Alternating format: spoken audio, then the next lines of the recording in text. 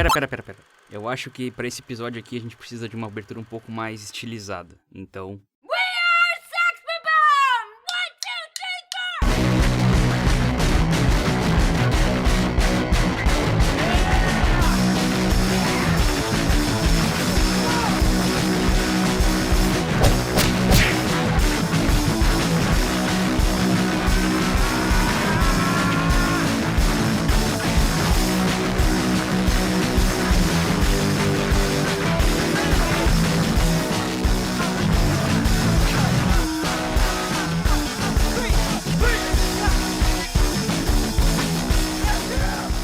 Scott Pilgrim contra o Mundo é um filme de 2010, dirigido por Edgar Wright. O filme é uma adaptação da série de história em quadrinhos criada por Brian Lee O'Malley, e teve seu roteiro adaptado para o cinema em uma parceria formada por Edgar Wright e Michael Bacall. Se você aí, assim como eu, é um grande fã de filmes de comédia, eu recomendo demais todos os filmes do Edgar Wright. Ele dirigiu a trilogia dos Três Sabores de Corneto, também conhecida como a trilogia de Sangue e Sorvete, com os filmes Shaun of the Dead, Hot Fuzz e The World's End. Os três filmes possuem centenas de piadas visuais, que é algo que Edgar Wright é simplesmente um mestre na hora de executar. E eu vou falar um pouco mais sobre isso mais adiante nesse vídeo. O filme mais recente de Edgar Wright é Baby Driver, lançado no ano de 2017. Ele também dirigiu as 2 temporadas da série de TV britânica Spaced. Então faça um favor a si mesmo e confira o trabalho dele agora. Pera, volta aqui, agora não, assiste esse episódio aqui primeiro. Scott Pilgrim contra o Mundo conta a história de... Scott Pilgrim. Um cara de 20 e poucos anos, desocupado e sem grandes planos pro futuro. Agora, falando desse jeito, eu até que consigo me identificar com ele. A diferença é que eu não sou proficiente em combate de corpo a corpo, pelo menos não no nível de dar cabeçadas que explodem as pessoas. E eu sei que isso provavelmente não tá fazendo sentido nenhum caso tu não tenha assistido esse filme ainda. Mas tanto os quadrinhos quanto o filme utilizam a linguagem de jogos de videogame. E só quero deixar claro que esse vídeo aqui não tem a intenção de traçar um comparativo entre os quadrinhos e o filme. Essa análise é voltada única e exclusivamente para o filme. Até porque eu não li os quadrinhos. E se você é um daqueles fãs chatos que não aguenta ver algo que você gosta muito ser adaptado para outra mídia e faz comentários do tipo "O filme não tem nada a ver com o quadrinho, mudaram completamente a história", eu vou pedir educadamente que você tome bem no meio do seu... Como eu disse, o filme tem uma grande influência de videogames, tanto visuais quanto narrativas. Isso até é meio óbvio, até porque o filme começa com o logo da Universal Studios em 8 bits.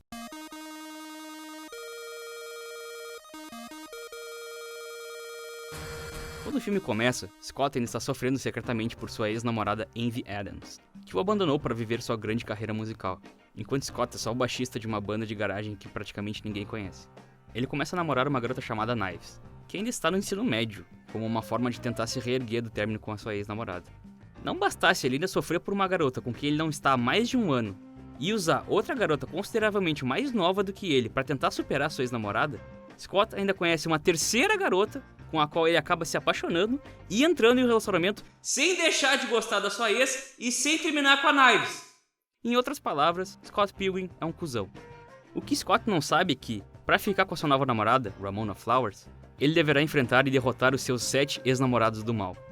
E mesmo que Scott Pilgrim seja um completo babaca, é impossível não gostar dele, principalmente porque ele é interpretado pelo Michael Cera, um cara que faz todo mundo rir pela sua falta de expressão, desde que ele interpretava o jovem George Michael. Não esse, o outro. Na série Arrested Development. Além de tudo, Michael Cera tem o bigode mais másculo da história dos bigodes, então é um pouco difícil de não se apaixonar. Esse bigode. Scott Pilgrim contra o Mundo é um filme repleto de diferentes camadas que podem apresentar novos significados a cada vez que você o assiste. E já que estamos falando de um filme que possui grandes influências de videogames, chamaremos as camadas aqui de níveis. Então, nível 1.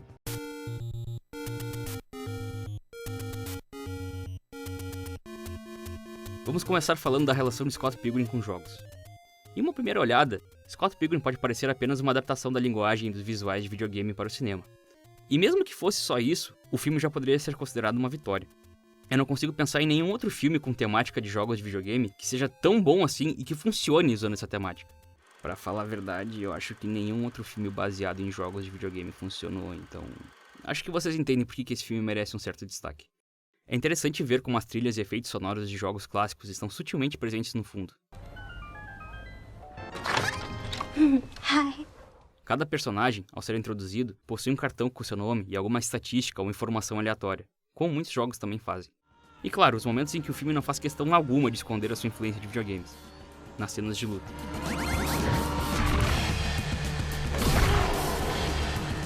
No início de cada luta, o ícone de Versus aparece no centro da tela. Vemos pequenos contadores no canto mostrando quantos golpes foram dados em sequência. Scott ganha pontos e até mesmo moedas quando derrota algum dos ex-namorados do mal. Estes que são equivalentes aos chefões dos jogos. Vocês pegaram a ideia, né? E claro, por ser uma adaptação de história em quadrinhos, o filme também utiliza alguns elementos de HQ, como onomatopeias e a divisão da tela como se fosse uma página de quadrinho, e até mesmo trechos reais dos quadrinhos. O mais engraçado é que o filme, desde o início, tem as suas pequenas referências aos videogames, como os exemplos que eu citei anteriormente. Mas o filme só assume essa identidade mesmo na primeira cena de luta, onde Scott inexplicavelmente revela ser um ótimo lutador. A nossa reação ao ver isso é a mesma dos amigos de Scott. Ah, então quer dizer que o Scott sabe voar? E não é como se os personagens pensassem que estão dentro de um jogo. É apenas assim que o mundo de Scott Pilgrim é. E mais engraçado ainda é que após o ocorrido, ninguém, absolutamente ninguém acha estranho o que aconteceu. A vida segue como se fosse uma típica quarta-feira. E essa é outra relação com os games, principalmente com os mais antigos. Em muitos deles, nosso personagem é super forte ou possui poderes, e a gente nunca descobre qual é a real fonte desses poderes. E essa falta de lógica para as mecânicas em alguns jogos é justamente o que faz eles serem divertidos. E Scott Pilgrim usa essa característica a seu favor. E até mesmo todo o desenrolar do filme tem o mesmo ritmo dos jogos.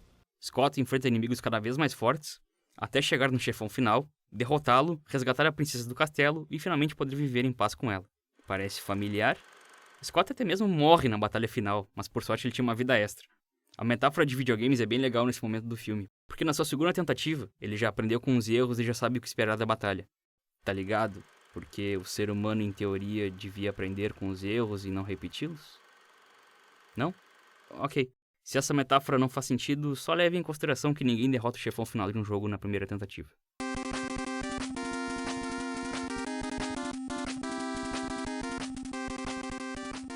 Agora vamos falar sobre como Scott Pilgrim é um excelente filme de comédia, e como identificar o estilo do diretor Edgar Wright para entregar humor aos espectadores. Eu queria indicar o vídeo Como Fazer Comédia Visual, do canal Every Frame a Painting. Esse vídeo faz um comparativo das comédias atuais, principalmente as americanas, com o estilo de Edgar Wright, e mostra o que ele consegue fazer com a imagem e com o som para reforçar um momento engraçado em seus filmes. Irei ilustrar algumas das características citadas nesse vídeo com cenas de Scott Pilgrim contra o mundo. Número 1. Coisas ou pessoas entrando no quadro de forma engraçada. Scott! What? Somebody get me my board. Hi. Big fan.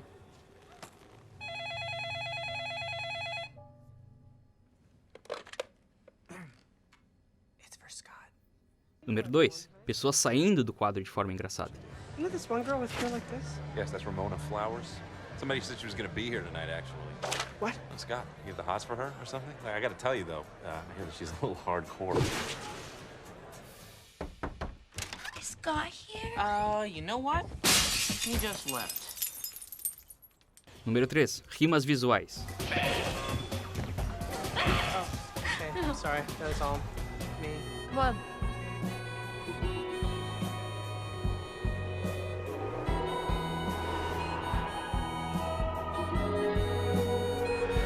Número 4. Transições de cenas correspondentes. Wallace, how do you do that? Wallace! Hey, Sonny.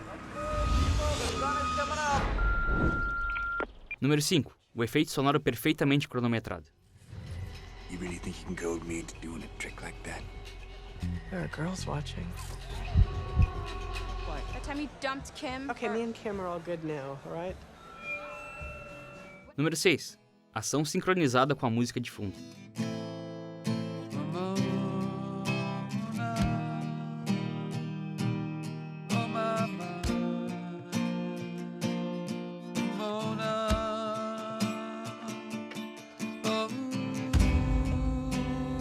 Número 7. Iluminação super dramática. What?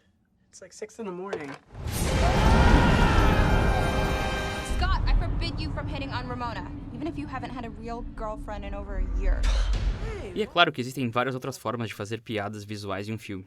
Eu apenas dei o exemplo de algumas características do diretor em Scott Pilgrim contra o Mundo. E é claro que o filme também sabe ser engraçado usando a forma mais tradicional de entregar piadas, através do diálogo. Pra mim, as melhores piadas do filme são os momentos autodepreciativos do Scott. For being the nicest guy I ever dated. It's kind of sad.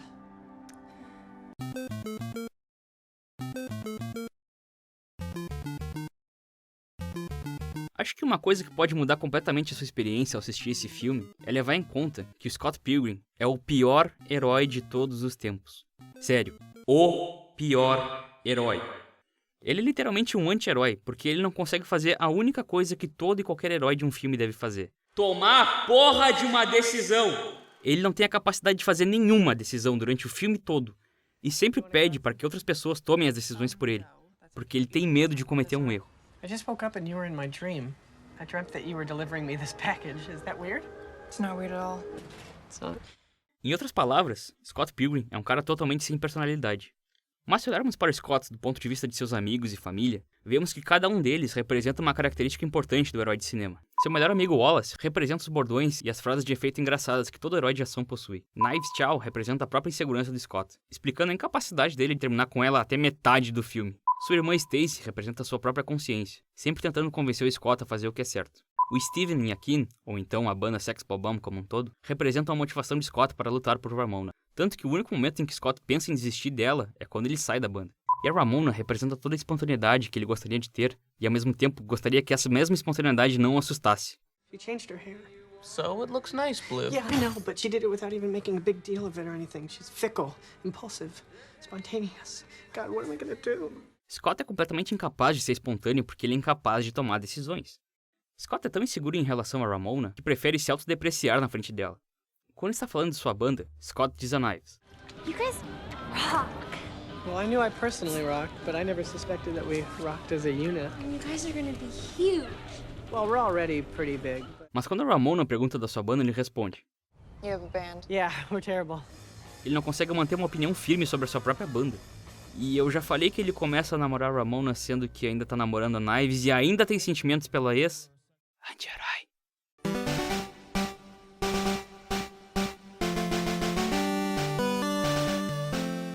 Essa acaba sendo uma visão um pouco mais pé no chão sobre o filme.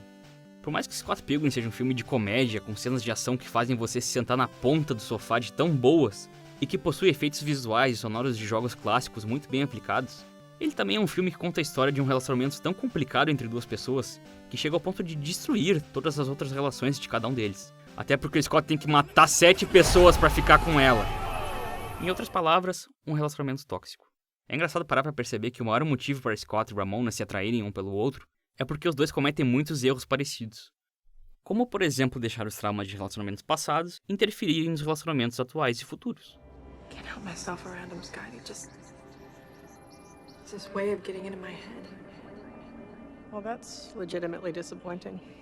I really will leave you alone forever now. No, I mean, he literally has a way of getting into my head.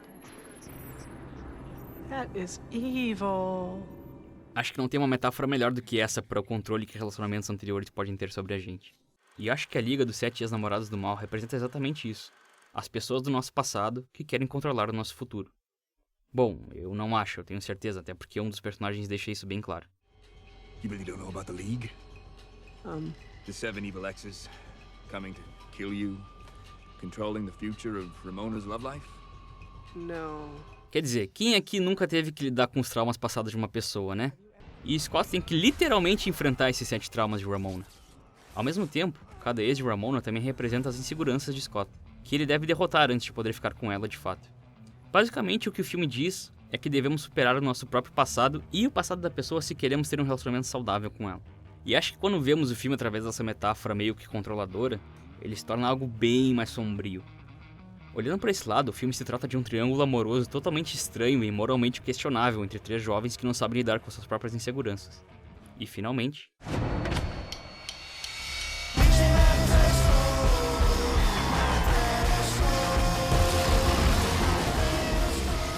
Por último, eu quero falar um pouco sobre a magia por trás desse filme. Como ele foi feito, o que ele representa e algumas curiosidades. Isso porque saber de todo o esforço colocado em um filme e saber como foi o processo de feitura dele geralmente me faz admirá-lo e respeitá-lo ainda mais. E com Scott Pilgrim contra o Mundo não foi diferente. A atenção aos detalhes em cada cena é impecável, uma preocupação que a maioria dos filmes mais mainstream não possui, o que é uma pena. O maior exemplo dessa atenção aos detalhes são nas cenas de luta. Cada ex-namorado do mal tem seu número representado em algum ou alguns lugares do cenário. Matthew Patel, o primeiro ex, usa uma franja que só permite que um de seus olhos seja visto, usa uma jaqueta com uma listra, aponta com um dedo e Scott ganha 1000 pontos quando derrota. Lucas Lee, o segundo, tem uma tatuagem com o número 2 no pescoço, tem o número 2 na porta de seu trailer, número 2 na porta do seu carro, aponta com 2 dedos, ele fala: The only thing keeping me and her apart is the 2 minutes it's gonna take to kick your ass. E Scott ganha 2.000 pontos ao derrotá-lo. Todd, o terceiro, faz parte de uma banda de 3 membros, tem um 3 na camiseta, um 3 na parede ao fundo, Scott ganha 3.000 pontos. Vocês pegaram a ideia, né? Se eu for fazer a lista inteira aqui, isso vai demorar um pouco. Tendo em vista que esse filme possui muitas cenas de ação, é engraçado que o Michael Cera seja o ator escolhido para interpretar o protagonista. Quer dizer, vocês conseguem imaginar alguém com esse rostinho batendo em alguém? Se eles tivessem escolhido algum ator mais óbvio, já acostumado a fazer cenas e filmes de ação, talvez não fosse tão engraçado ou até mesmo impressionante. What's great about Michael Cera in this part is that he has an amazing sense of timing, and I've always been a huge fan of him as an actor. And then it's just great to see him in situations that go outside his comfort zone. Na verdade, boa parte do elenco estava fora da sua zona de conforto. Dos 4 atores que interpretam os personagens que fazem parte da banda Sex Bob-omb, apenas Michael Cera já sabia tocar o seu instrumento, enquanto os outros 3 tiveram que aprender a tocar e a cantar do zero. E Michael Cera é um baixista tão talentoso que ele teve que reduzir a sua técnica para não ofuscar os outros. Ainda mais porque o personagem de Scott não pode ser nada talentoso, ele tem que ser medíocre. Falando em elenco, acho importante ressaltar como esse filme foi tão acima da curva. Se ele fosse feito nos dias de hoje, e não em 2010, ele provavelmente teria custado 7 vezes mais caro para ser produzido. Principalmente porque boa parte dos atores ganharam um grande reconhecimento com o passar dos anos. E com certeza o cachê deles também aumentou bastante. E eu acho que esse filme merece reconhecimento por se arriscar tanto. Pegar uma história maluca de um garoto que vive em um mundo onde as coisas funcionam como um jogo de videogame, onde ele deve lutar com os ex-namorados da menina que ele gosta. Ao mesmo tempo fazer com que isso não pareça totalmente ridículo e sem contar o fato de que a equipe não escalou nenhum ator de grande popularidade que pudesse fazer o público levar o filme mais a sério. Todos os pontos que eu citei separadamente aqui nesse vídeo, a semelhança com videogames, a comédia, o personagem do Scott, o simbolismo da Liga dos Ex-Namorados do Mal e todos os fatores por trás da câmera, se os juntarmos e olharmos para o filme com todas essas camadas ao mesmo tempo, iremos perceber o porquê dele ser tão impressionante. Ele consegue ter estilo, ser engraçado, inovador e profundo, tudo isso ao mesmo tempo. Só porque um filme é uma comédia, isso não tira o valor artístico e ou cultural que ele tem. Muito menos desmerece todos os obstáculos que a equipe superou para chegarem ao resultado final, que, na minha opinião, é um dos filmes mais caprichados já feitos. Scott Pilgrim contra o Mundo nunca conseguiu atingir o grande público e acabou ganhando a fama de filme cult. Mas levando em consideração que os próprios personagens do filme defendem a ideia de que as coisas que ganham o reconhecimento que elas realmente merecem se tornam menos legais do que eram antes, isso pode até ser um elogio. Então talvez Scott Pilgrim esteja fadado a ser um Zé Ninguém pra toda a eternidade, porque é isso que faz ele ser legal pra caralho.